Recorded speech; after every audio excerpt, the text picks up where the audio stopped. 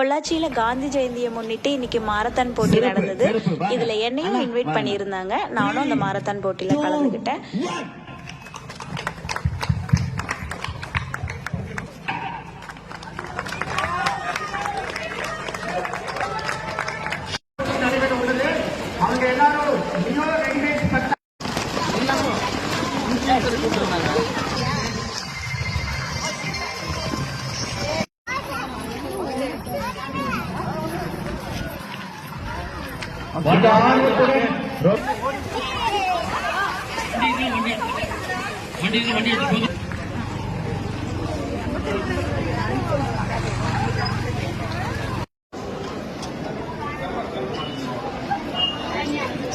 மீண்டும் உங்கள் உதவி என்றும் தேவைப்படும் என்பதை கூறிக்கொண்டு நன்றி தெரிவித்துக் கொள்கிறோம்.